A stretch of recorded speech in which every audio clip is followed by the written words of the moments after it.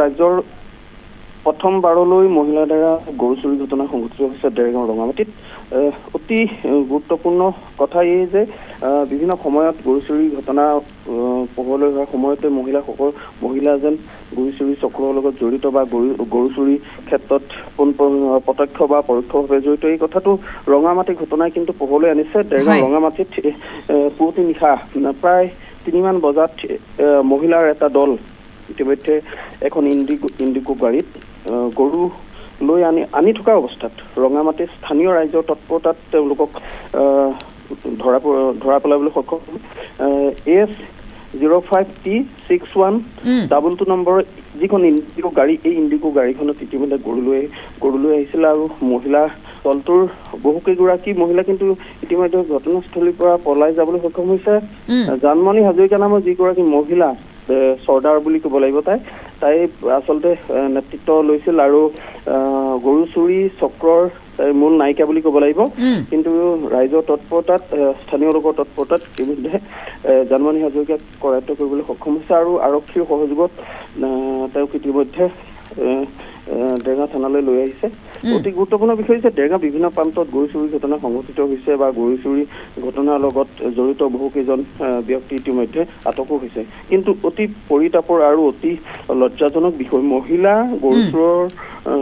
গৰু চুৰি চক্ৰৰ লগত জড়িত বা প্ৰত্যক্ষভাৱে গৰু চুৰি কাণ্ডত জড়িত হোৱা কথাটো কিন্তু ইতিমধ্যে পোহৰলৈ অহা নাছিল। কিন্তু যোৱা নিশা পুৱতি নিশা এই ঘটনা কিন্তু পোহৰলৈ অহাৰ সময়তে কিন্তু এক চাঞ্চল্য বিৰাজ কৰিছে। বিশেষকৈ যিহেতু মহিলাসকল ৰাতি গাড়ী লৈ গৰু চুৰি কৰিব এনেকুৱা এক অবান্তৰ ঘটনা বুলি ক'ব লাগিব, মানুহে বিশ্বাস এনেকুৱা। কিন্তু প্ৰত্যক্ষদৰ্শী বা স্থানীয় লোকৰ তৎপৰতাত কিন্তু এই চুৰি চক্ৰটো হাতলোটা ধৰিছে আৰক্ষীৰ সহযোগত। তেওঁলোকে আৰক্ষীয়ে ইতিমধ্যে মহিলাৰ যিগৰাকী গৰু চুৰি চক্ৰৰ চৰ্দাৰ জানমণি হাজৰিকাক কৰায়ত্ব কৰিছে আৰু দেৰগাঁও থানালৈ লৈ গৈছে। আমি জানিব পৰা মতে সজাতি এটা দল দেৰগাঁও ৰঙামাটিৰ এটা সজাতি দল দেৰগাঁও থানালৈ আহিব। তেওঁলোকে লিখিত অভিযোগ দিব আৰু বিভিন্ন সময়ত ৰঙামাটি বুলি নহয় দেৰগাঁও বিভিন্ন প্ৰান্তত গৰু চুৰি ঘটনা সংঘটিত হৈ আছে আৰু এই ঘটনাৰ লগত তেওঁলোকৰ প্ৰত্যক্ষভাৱে জড়িত বা তেওঁলোকে গৰু চুৰি এই ঘটনাবোৰত জড়িত। তাকে বিজয় দেখিছো নিৰ্লজ্জভাৱে কেমেৰাৰ সন্মুখত দেখিবলৈ পোৱা গৈছে এগৰাকী মহিলাক। কেতিয়াও আচলতে এনেধৰণৰ কথা অনুমানে কৰিব নোৱাৰি। মহিলা এবাৰ গৰু চুৰত নামি পৰিছে, তাকো পুৱতি নিশা পৰ্যন্ত বাহন লৈ গৰু সহিতে। গতিকে বিজয় কলৈ সৰবৰাহ কৰা হয়? কোনো ধৰণৰ ভয় নাইনে তেওঁলোকৰ? কোনো ধৰণৰ শংকা নাইনে? অতি গুৰুত্বপূৰ্ণ বিষয়। বিশেষকৈ এটা কথা ক'ব লাগিব, যিহেতু গৰু চুৰি চক্ৰটো অতি সক্ৰিয় হৈ আছে দেৰগাঁৱত, বিশেষকৈ দেৰগাঁৱত বুলি ক'ব লাগিব। যিহেতু মহিলাগৰাকী বিজয় দেৰগাঁৱৰে হয়নে? মহিলা কেইগৰাকী এতিয়ালৈকে ধৰিব পৰা নাই।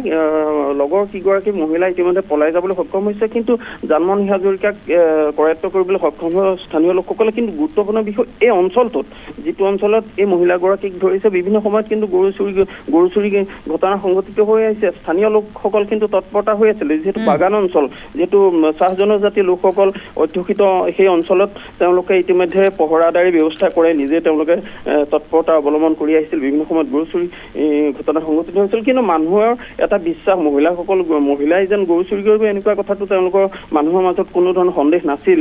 কিন্তু তেওঁলোকে যেতিয়া হাতলোতে ধৰাই পেলাবলৈ সক্ষম হৈছে তেতিয়া তেওঁলোক নিশ্চিত হৈছে যে আগতে যি গৰু চুৰি ঘটনা সংঘটিত হৈছে এই গৰু চুৰি ঘটনাৰ লগত এই কোনো মহিলাও জড়িত হৈ আছে। আৰু বিশেষকৈ এটা কথা ক'ব লাগিব, দেৰগাঁও বিভিন্ন প্ৰান্তত কিন্তু গৰু চুৰি ঘটনা সংঘটিত হৈছে। বিভিন্ন সময়ত গোহালিৰ পৰা গৰু হেৰাই গৈছে।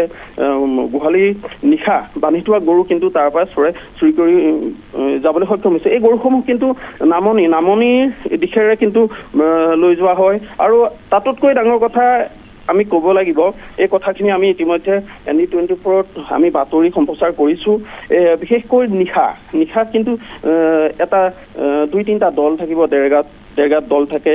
ৰাষ্ট্ৰীয় ঘাইপথত তেওঁলোকে নিৰাপত্তাৰ এনেকুৱা ধৰণে তেওঁলোকে এই গৰু সৰবৰাহ কৰা চুৰি চক্ৰৰ লগত জড়িত কিন্তু 2-3টা দল থাকে। ইতিমধ্যে আমি গম পোৱা মতে যোৱাকালি 2-3টা গৰু চুৰি চক্ৰ বা গৰু পাৰ কৰোৱাৰ ক্ষেত্ৰত সহযোগিতা আগবঢ়োৱা কিন্তু এটা দল কিন্তু থানাই কৰায়ত্ব কৰিবলৈ সক্ষম হৈছে। এনেকৈ গৰু চুৰি চক্ৰৰ ক্ষেত্ৰত বিভিন্ন সময়ত কিন্তু স্থানীয় লোকো আছে বা বিভিন্ন সময়ত বিভিন্ন অপৰাধ বা কুকৰ্মৰ লগত জড়িত এক সজাতি দলে কিন্তু গৰু চুৰি চক্ৰত ডেৰগাম সক্ৰিয় ভূমিকা গ্ৰহণ কৰি আহিছে পাপৰি ধন্যবাদ জনাইছো বিজয় হাজৰিকা সবিশেষ তথ্যখিনি আপুনি জনালে আমি সেই দৃশ্যটো দেখুৱাইছো চাওকচোন এগৰাকী মহিলাৰ এটা দল আচলতে এবাৰ গৰু চুৰিত নামি পৰা দেখিবলৈ পোৱা গৈছে গোধন সৰবৰাহকাৰীৰ বিৰুদ্ধে আৰক্ষীয়ে অভিযান যিমানেই তৎপৰতাৰে আগবঢ়াই লৈ যোৱা দেখিবলৈ পোৱা গৈছে বিভিন্ন সময়ত গোধন সৰবৰাহকাৰীক আৰক্ষীয়ে কৰায়ত্ব কৰিবলৈ সক্ষম হৈছে ঠিক তেনে সময়তে আৰক্ষীৰ চকুত ধূলি দিবলৈ এবাৰ মহিলা নামি পৰিছে গোধন সৰবৰাহৰ সৈতে গতিকে আৰক্ষী আৰু অধিক কঠোৰ হ'ব লাগিব আৰক্ষী কিমান কঠোৰ হ'ব লাগিব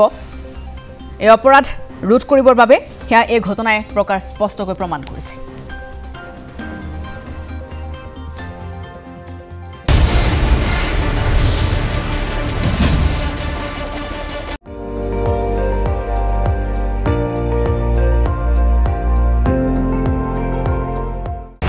আপুনি চাই আছে ND24 সৰ্বশ্ৰেষ্ঠ নহয় সৰ্বোত্তমৰ দৌৰ